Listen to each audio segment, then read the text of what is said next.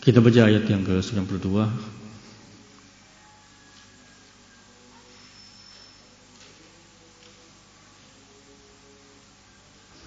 Masih terkait ayat kemarin sebetulnya. Pengingkaran mereka Yahudi apabila dikatakan kepada mereka berimanlah kepada Al-Quran. Ya, mereka berkata kami hanya beriman kepada kitab yang turun kepada kami, kepada Taurat.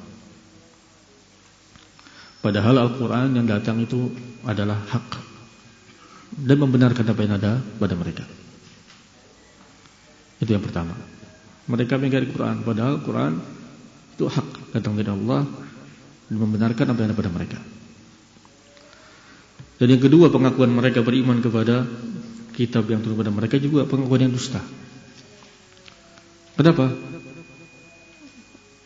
Qul falima taqtuluna anbiya Allah. Kenapa kalian kalau beriman kalian membunuh nabi-nabi Allah sebelum Nabi Muhammad sallallahu alaihi wasallam? In kuntum mu'minin. Kita sudah baca 91. Lanjutannya, buktinya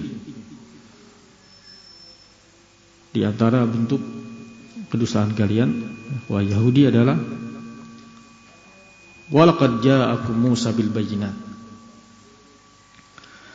thumma takhadtumul ijla min ba'dihi wa antum zalimun. Sekali lagi ini termasuk uslub yang sering kita lewati dalam Al-Quran. Walaqad ini ada 3 taukid. Yang pertama qasam yang muqaddar, wallahi. Yang kedua lam taukid. Yang ketiga qad ditahqiq dan masuk ke fi'il madhi. Sehingga ini kalimat yang disertai dengan 3 penegasan.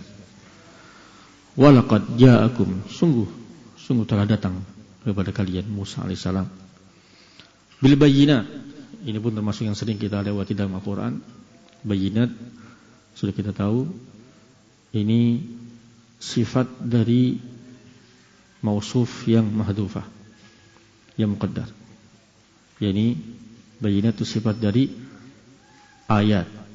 Walaqad ja'akum Musa bil bayyinat, yani bil ayatil bayyinat. Musa alaihissalam telah datang kepada kalian dengan bayyinat, dengan tanda-tanda kekuasaan Allah yang bayyinat, yang jelas. Yang sudah kita baca tadi malam, kita dengar 9 ayat yang datang kepada mereka yang dibawa Musa alaihissalam. Di antaranya tongkat yang sudah kita baca dalam beberapa ayat yang surat Al-Baqarah, dan juga penjelasan seperti Ibnu rahimahullah. Tapi ternyata thumma takhadtumul ijla min ba'di. Ternyata kalian malah menjadikan ijl. Ini juga sama. Perlu kita ulang-ulang karena sudah kita lewati. Al-ijl diingat Ibnu Taimiyah rahimahullah itu bukan anak sapi yang hidup. Sering diartikan anak sapi.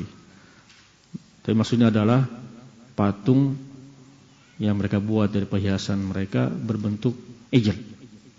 Yang kata Ibnu Taimiyah rahimahullah, ya mereka buat dari khuldi, dari perhiasan mereka bentuk seperti ijil, anak sapi. Kemudian ya mereka buat ada lubang sehingga ketika masuk angin, ada angin bersuara seperti suara kerbau. Ya, bukan anak sapi yang hidup, tapi maksudnya berhala patung yang mereka buat seperti anak sapi. Yang kedua, sering kita lewati ayat ini seperti ya summat takhadtumul ijlah. Ittakhadha itu termasuk fi'il yang memiliki 2 maf'ul. Ijla maf'ul pertama. Ya, maf'ul keduanya mahdhuf. Ilahan. Sudah kita lewati. Ya, ternyata kalian malah menjadikan ijl sebagai ilah, sembahan kalian. Min ba'di, ini setelah Musa alaihissalam berangkat.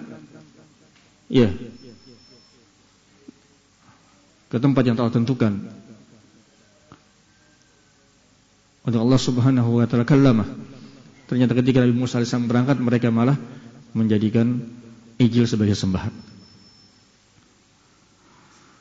Wa antum zalimun, dan kalian dalam perbuatan tersebut. Ayah dalam keadaan berbuat zalim. Ini yang menunjukkan bahasa mereka bukan hanya mengingkari Nabi Muhammad SAW, bahkan mereka mengingkari Nabi Musa. Di antara faedah ini kata Syekh Utsaimin rahimahullahu taala, di antara faedah ini yang pertama adalah iqamatul burhan ala inadil yahud, menegakkan hujjah, bukti bagaimana penentangan Yahudi. Apa itu? Yaitu tadi walaqad ja'akum Musa bil bayyinat. Nabi Musa telah mendatangkan kepada mereka bayyinat, tanda-tanda kekuasaan Allah. Ada, mereka tahu didatangkan Musa alaihissalam, ternyata mereka menjadikan ijil sebagai sembahan. Yang kedua, yang sudah kita lewati faedah-faedah ini, kata beliau rahimahullah, dari ayat ini juga menunjukkan safahatul Yahud. Ya, kedunguan Yahudi. Kedunguan Yahudi. Ya, dari mana? Yaitu mereka menyembah sesuatu yang mereka buat. Mereka buat sendiri, hasil buatan mereka. Mereka tahu tidak hidup, apalagi tidak bisa memberikan manfaat dan mudarat, ternyata mereka sembah-sembah. Ini menunjukkan kedunguan Yahudi. Kemudian di antara yang terdapat dalam faedah ayat ini adalah bagaimana haibah yang ada pada Musa alaihissalam di kalangan Yahudi.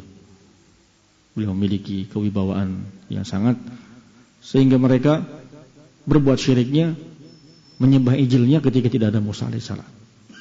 Setelah Nabi Musa berangkat menuju miqat yang ditetapkan oleh Allah Subhanahu wa taala, baru mereka berbuat syirik.